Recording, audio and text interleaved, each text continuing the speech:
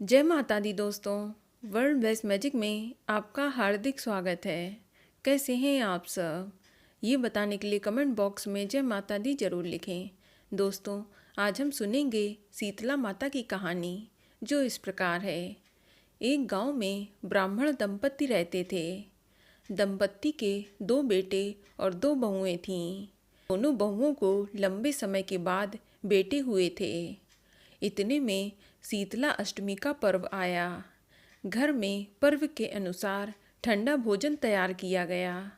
दोनों बहुओं के मन में विचार आया कि यदि हम ठंडा भोजन कर लेंगी तो बीमार हो जाएंगी।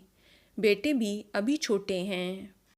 इस कुविचार के कारण दोनों बहुओं ने तो पशुओं के दाने तैयार करने के बर्तन में गुपचुप 2 बाटी तैयार कर लीं।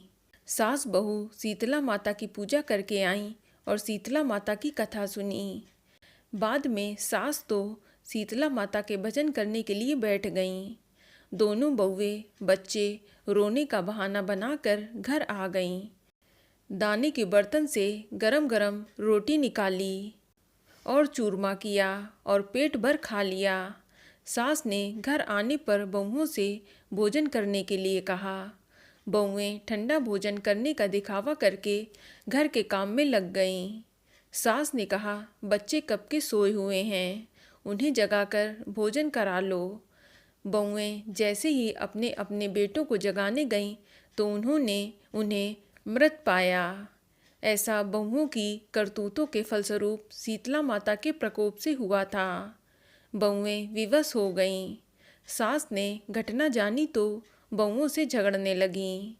सास बोली कि तुम दोनों ने अपने बेटों की बदौलत शीतला माता की अवहेलना की है, इसीलिए अपने घर से निकल जाओ और बेटों को जिंदा स्वस्थ लेकर ही घर में पैर रखना।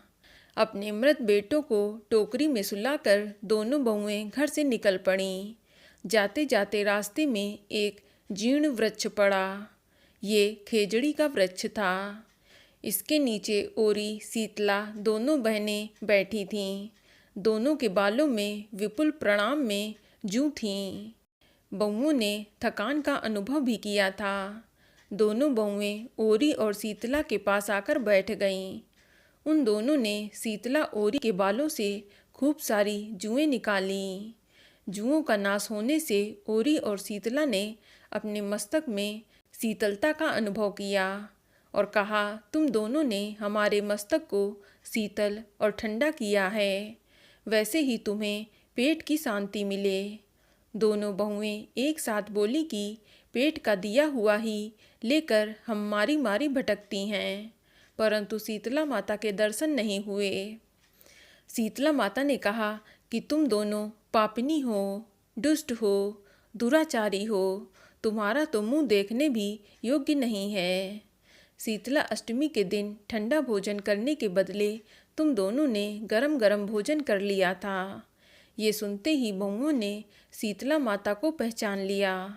देवरानी जेठानी दोनों ने माता को वंदन किया और गिड़गिड़ाते हुए कहा कि हम तो भोली भाली हैं, अनजाने में गरम खा लिया था।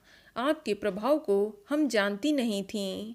आप हम दोनों को क्षमा करें और पुनः ऐसा दुष्कर्म हम कभी नहीं करेंगी। उनके पश्चाताप भरे वचनों को सुनकर दोनों माताएं प्रसन्न हुईं। शीतला माता ने मृतक बालकों को जीवित कर दिया। बहुएं तब बच्चों को साथ लेकर आनंद से पुनः गांव लौट आईं। गांव के लोगों ने जाना कि दोनों बहुओं को शीतला माता के साक्षात दर्शन हुए थे। दोनों का धूमधाम से स्वागत करके गांव में प्रवेश करवाया। बहुओं ने कहा, हम गांव में शीतला माता का मंदिर का निर्माण करवाएंगी। चैत्र माह में शीतला अष्टमी के दिन मात्र ठंडा ही खाएंगी।